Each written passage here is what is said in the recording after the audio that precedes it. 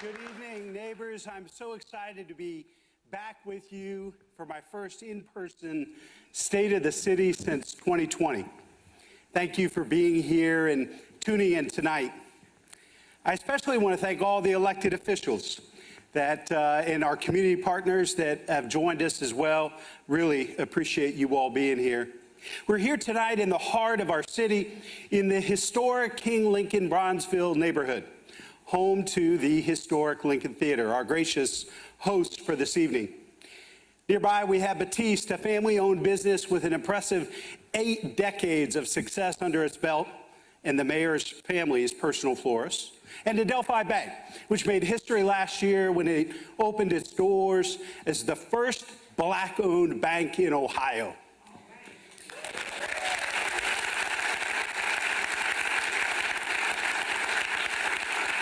This neighborhood embodies resilience, creativity, entrepreneurship, and innovation, and it has experienced tremendous growth, welcoming new neighbors and honoring its past, an example for all of our neighborhoods to follow as we continue to grow as a region.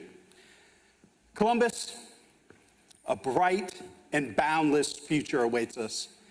The horizon is full of opportunities that promise to take our city to unprecedented heights.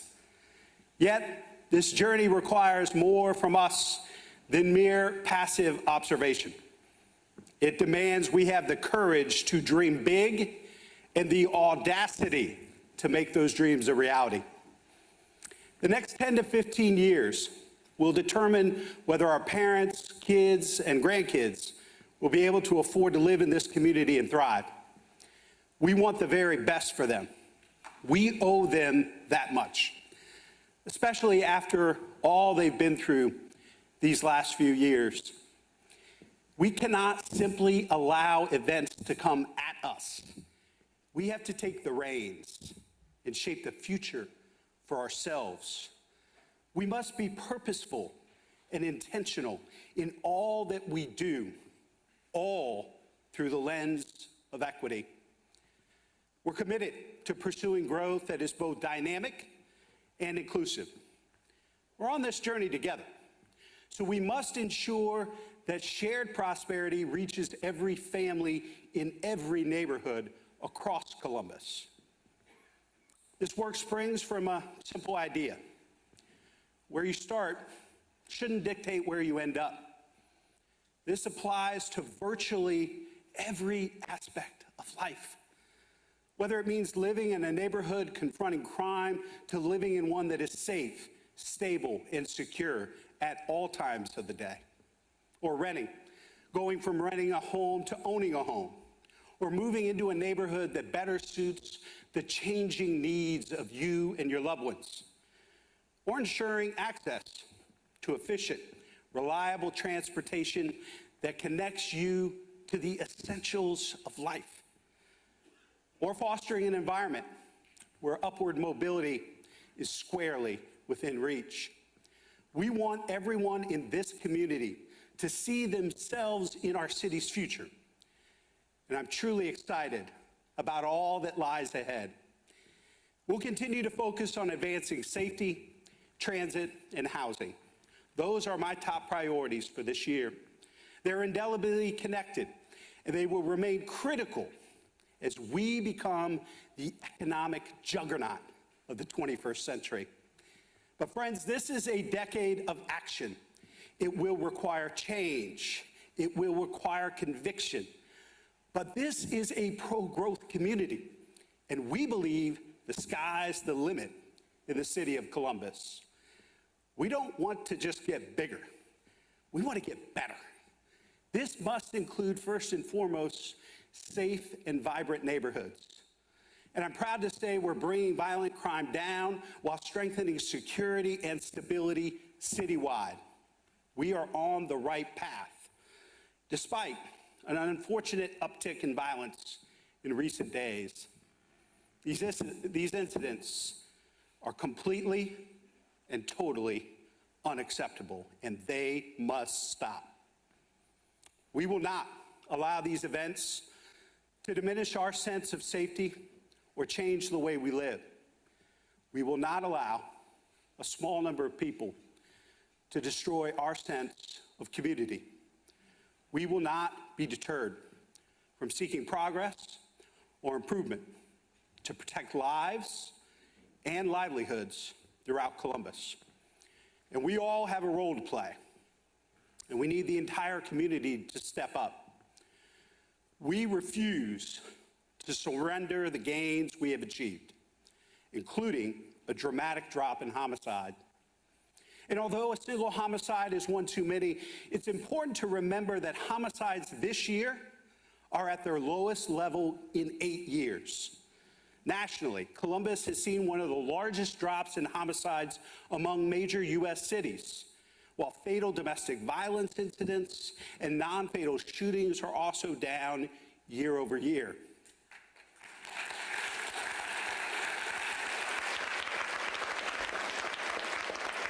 This is in thanks in large part to Chief Bryant and all of our officers at CPD.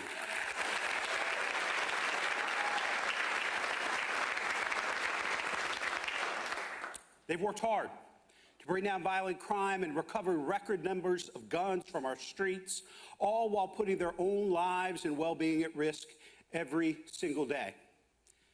This past week has been especially dangerous for our officers. More than once, our officers faced violent and reckless assault.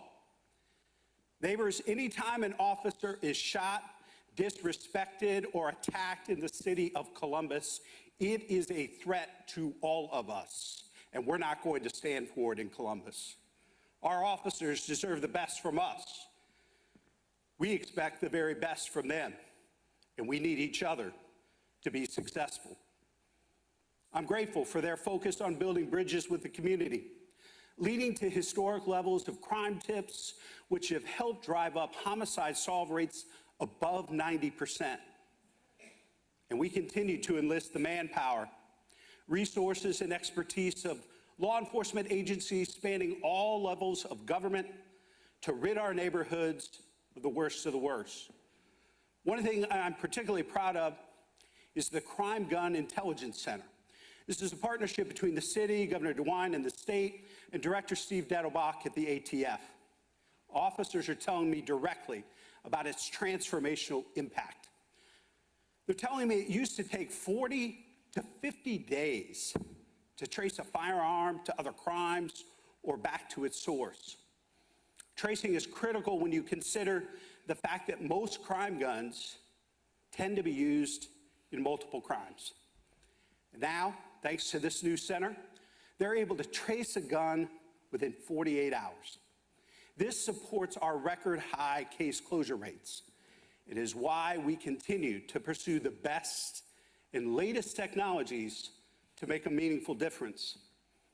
Our momentum is impressive, but there's still much work to do. We're continuing to graduate 3 police recruit classes every year, up from 2 classes annually, which was the norm just a few short years ago. We're allocating historic sums towards neighborhood safety, more than $750 million in this year's operating budget alone. And we're investing capital dollars to equip our officers, detectives, and crime analysts with state-of-the-art facilities. Next year, construction will start on the new Hilltop substation along Sullivan Avenue. And we recently started readying the site of the new real-time crime center in Public Safety Campus in North Linden, an emerging hub of actionable intelligence that will enable our officers to respond more quickly and effectively to calls for service. And although this facility won't be completed for another 3 years, we've stood up a mini real-time crime center to get a head start on providing improved services and response times. This is partially accomplished by centralizing and scanning the video feeds from thousands of safety cameras, which provide an objective perspective that can be combined with eyewitness accounts. In downtown, a network of public and private sector partners are collaborating to support the centralized monitoring of hundreds of downtown security cameras by early 2025. These cameras show what's happening as events are unfolding, before our cruisers arrive at the scene, and this intel has proven invaluable in achieving the best possible use of our officers' time and delivering the best possible results for our residents. From identifying and tracking suspects and the vehicles they use to commit crimes, to locating missing persons whose whereabouts are unknown, we're already seeing signs of tremendous success, and we're excited to take this work to the next level. Make no mistake, our prevention and intervention efforts extend to the individual as well, the people most impacted by or likely to commit violent crime, along with all of the social and cultural forces that perpetuate the cycle of violence that we are all working to disrupt. That's why I created the Office of Violence Prevention, which has been up and running for over a year and held more than 400 community meetings, events, town halls, and conversations with our fellow neighbors. They hosted a gun buyback in partnership with CPD, collecting more than 340 firearms. They'll be managing the Columbus Violence Reduction Initiative moving forward. Neighbors, if we're going to be successful in continuing to bring down violent crime and keep it down in the years ahead, then it is vital that we focus our attention on the very small number of individuals who we know are responsible for committing the overwhelming majority of the violence. This innovative program is partly how we get there. And we're both pleased by its early progress and optimistic about its long-term potential.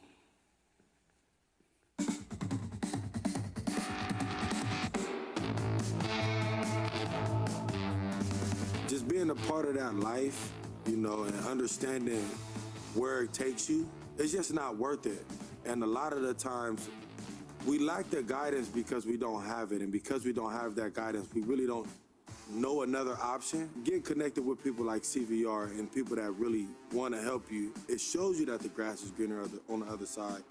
All of our participants are generated through the Columbus Police Department. They are using their intel to identify who is perpetuating violence. That said, community members do often reach out and ask for assistance for their loved ones or other members of the community.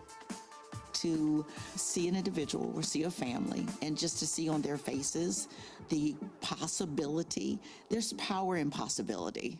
So when I was first introduced to CVR, I was really looking at it from a negative perspective because I was introduced to it from my judge and from my PO.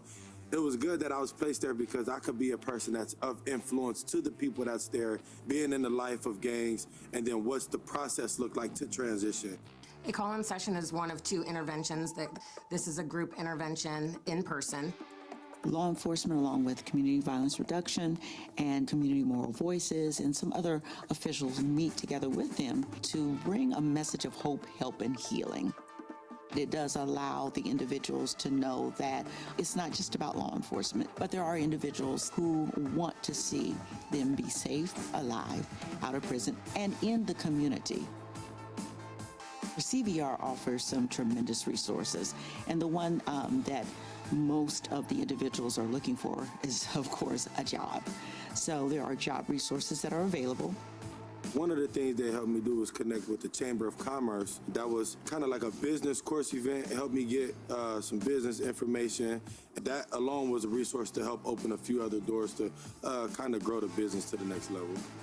A lot of our participants are perpetuating violence to take care of their family members, their friends, their loved ones. And so if we can alleviate some of that stress for them by offering support for those individuals in their lives, maybe then that helps them stop the violence.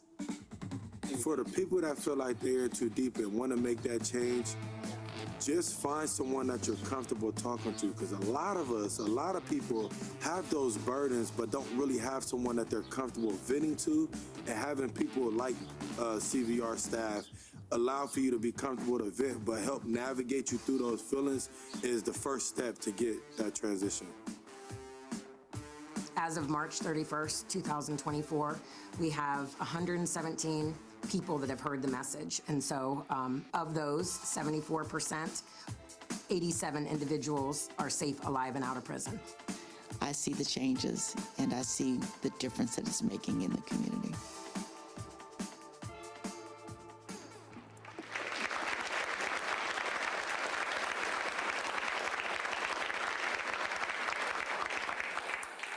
If you work hard and you play by the rules, you should be able to get to the things that matter most to you in your life.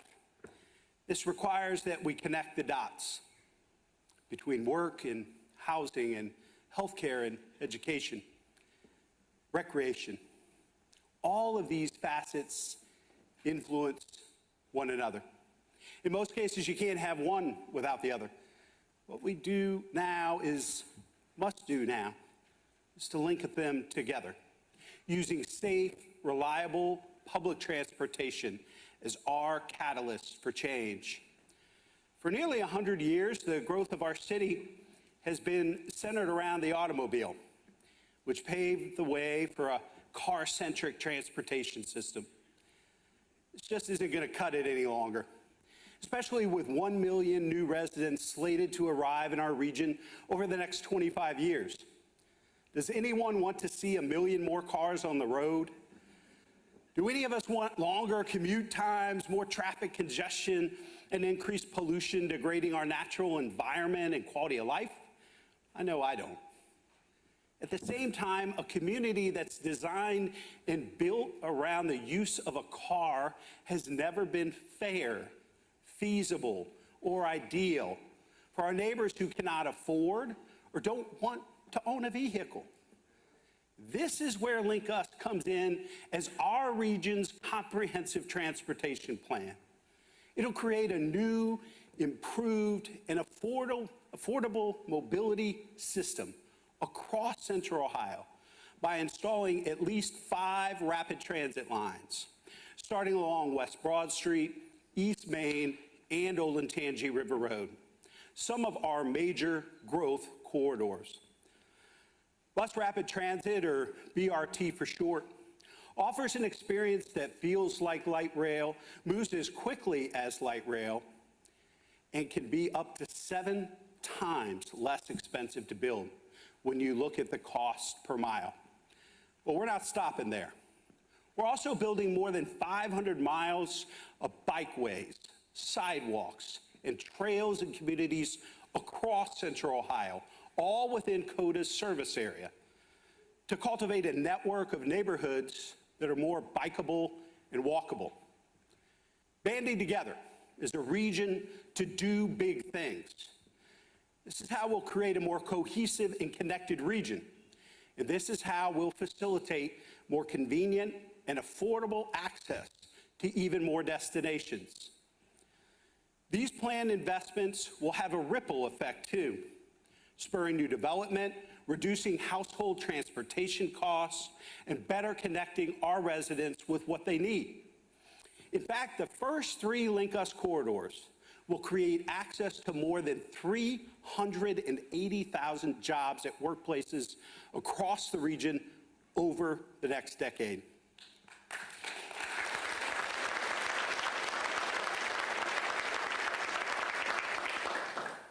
Neighbors, this is the time to act. The time to act is now. And because of support made available by the bipartisan infrastructure law, which includes approximately $800 million in dedicated federal funding, we have a unique opportunity to bring about transformational change to our region. Tomorrow, CODA's board will vote to put a measure on the November ballot to support the build-out of Link Us and commit further investments that will address growth, affordability, and opportunity gaps in Central Ohio. We want to be the most pro-growth and prosperous community in the country. And the way we get there is by supporting and empowering each and every one of our residents. Everyone must come along with us for the ride. What I understand Link Us to be is Columbus's version of putting more than their big toe in the mass transit space. For me, what Link Us is is a chance for communities to really begin to kind of rebound from some of the impact of redlining, where we can have some density in our neighborhoods. Blink Us becomes a pathway for those that might not have cars in a very car-centered community to begin to still have the viability of getting to work, recreating, and for our city to be able to move massive amounts of people into downtown and out of downtown without there being much disruption. I, as a native of Columbus, I'm happy to see the growth, but I want to make sure that everyone equitably has the opportunity to take part in that growth. So 71 North, when it cut through Mount Vernon, was it had really harsh effects that I don't think the community ever really recovered from. It's no question that we're going to see a lot more people coming. We're going to see a lot more business coming. With that, we do have to accommodate for the growing population and the growing stress on either highways, the city roads, kind of all these other things that come with a growing population, including housing. Having these bus rapid transit routes, having bikeways, having all these other spaces that are included in the Link Us initiative shape a better future for Columbus. It's really important to the economy for everyone to be able to actively take part in that growth and also supporting that growth. So I lived in Cleveland for 2 years, and they were building this thing in the middle of Euclid Avenue that none of us knew what it was. It was called the BRT. And when that thing came, I gotta tell you, between the Cleveland Clinic and where I worked at the YMCA downtown Cleveland, was kind of a forgotten space. And what I saw happen was all of the spaces began to have restaurants, retail stores, a whole community between point A and B came alive. And what I look forward to seeing happen is all of these things beginning to be able to get accessed by people who used to just drive by. I look forward to seeing neighborhoods come alive, and the secrets and the richness of neighborhoods that people used to think only they knew about will begin to be shared more broadly throughout Columbus. In my vision of Columbus, I see an interconnected community full of green spaces, full of sidewalks and public space in which people can move around with ease at a low cost and oriented around people. One of the ways you'll realize our city is really there and being uplifted is when I get on mass transit one night and I think I'm just going downtown to do one thing, and I'm on a bus full of people that are celebrating a Columbus Crew playoff game that I didn't even know about, right? Or I'm on there thinking I'm just going to the short north, and there's tons of people in town from somewhere else going to see an art exhibit somewhere I didn't know about. The spillover effect of just cultural richness that begins to share when we can have that third place that we share. And so as each of us goes into our own algorithm and we're looking at news that reinforces what we already believe, public transportation is a way that we can share a space, and I can meet people that aren't like me. And people who aren't like me might meet me, and we can be neighbors better, I think, as a result of a viable mass transit system.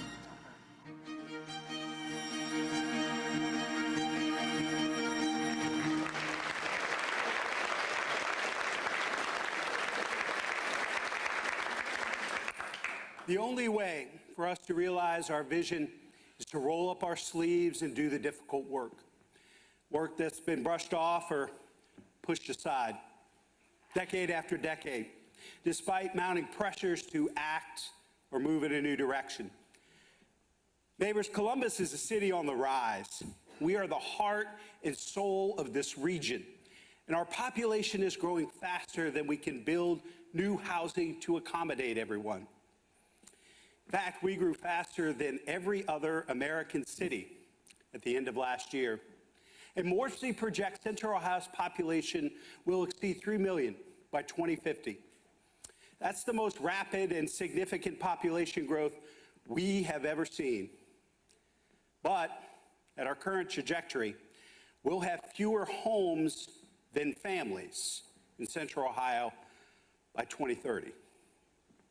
We have a supply crisis in this community. And whether you're looking for a place to rent, to buy a home, or to pay your property taxes, you're feeling how prices can rise when supply and demand are out of balance. This is particularly true for our most vulnerable residents, who are already feeling the squeeze most acutely. We must utilize every lever at our disposal to ensure that Central Ohio remains affordable so that workers, businesses, and families are willing and able to stay and invest in our community. The vast majority of our neighbors weren't born here. They came to Columbus for jobs, for opportunity, for love, for education. And then they stayed here and built a life here. That's why we've grown so much. And that's why we'll continue to grow well into the future. If we're able and willing to make more room for those who come here. We owe it to ourselves and our city's future to keep paying it forward. It's like my grandmother said, you should always have an extra place at the dinner table because you never know who will stop by. My parents instilled in me this same spirit and philosophy. It was an important philosophy in a home where 47 foster kids took a seat at our dinner table at one point or another over 30 years. And it's an important philosophy for our city, too. It's incumbent upon us to make sure there's always room for one more, to enjoy our quality of life, to contribute to our workforce, to get an education, and to add to the vibrancy of our community. And that's why we've undertaken the most monumental task of completely updating the city's zoning code for the first time in 70 years.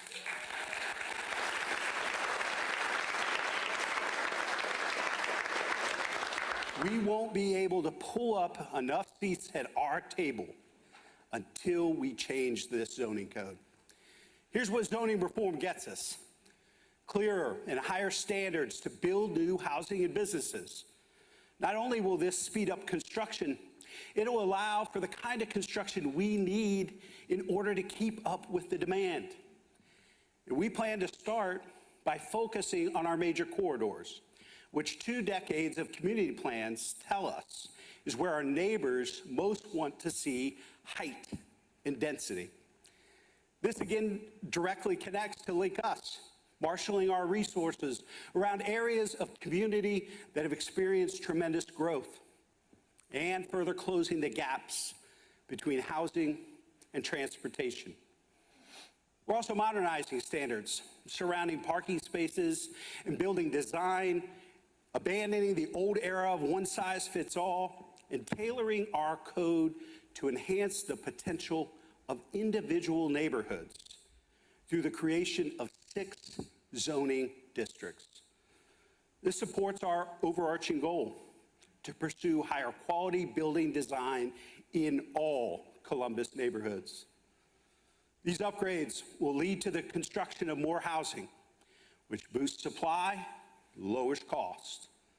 Estimates suggest that our preliminary efforts to modernize the zoning code will produce 88,000 new residences, which represents about 44% of our region's overall housing demand. By being bigger and bolder in the design and capacity of new development, we are protecting and preserving affordability citywide.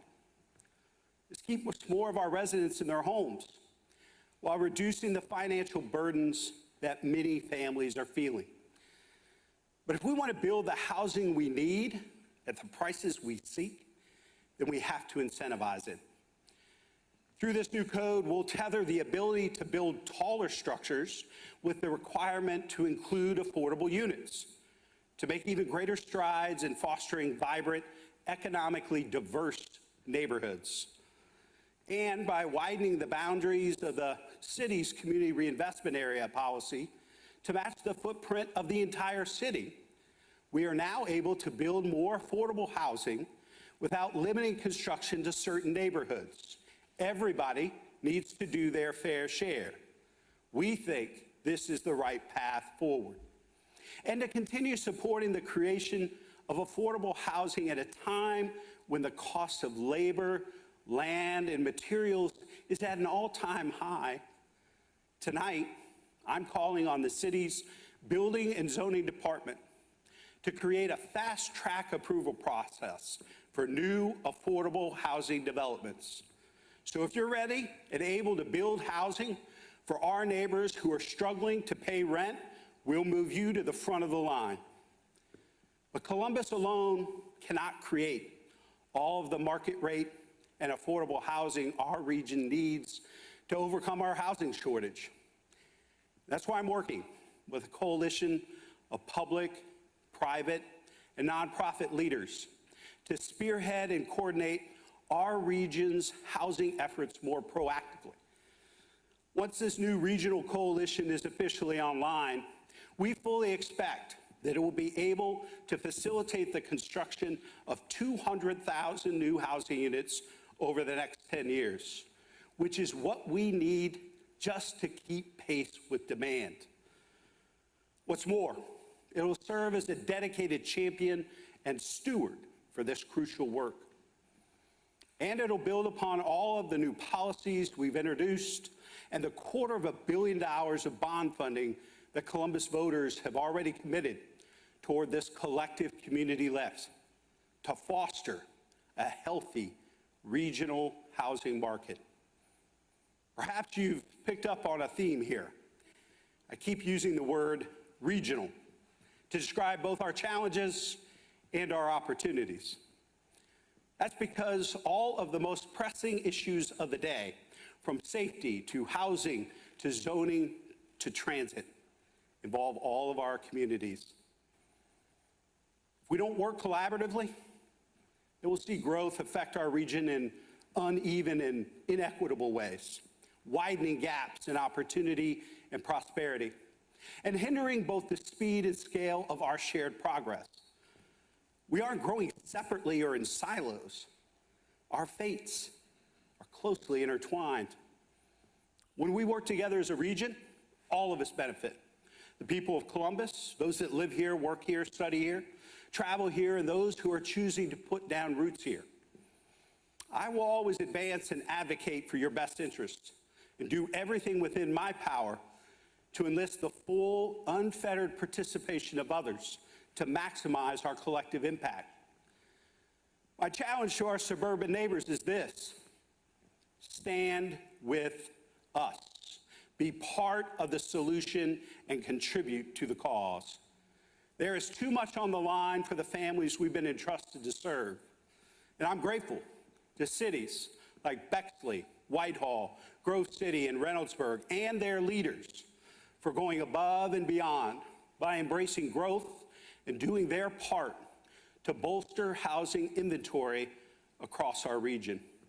We look forward to partnering with more communities as well. But I also have a challenge for the people of Columbus. Specifically, there are three things I'd like for each of us to do.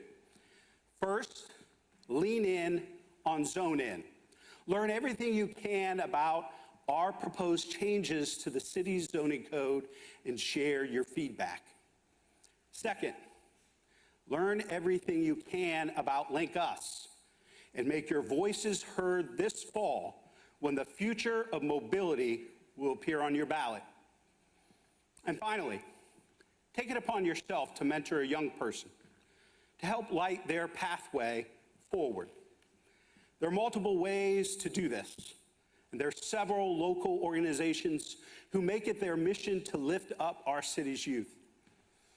Big Brothers, Big Sisters of Central Ohio, and the Columbus Urban League, just to name a couple of examples. The city, for our part, is investing nearly $21 million in summer youth programming, including $8.6 million that will support camps and programs at 90 nonprofits across this city. So join with us and consider lending a helping hand. This is a time for all of us to move beyond our comfort zones and take bold action that will make Columbus better. There's much change and transition coming to our region.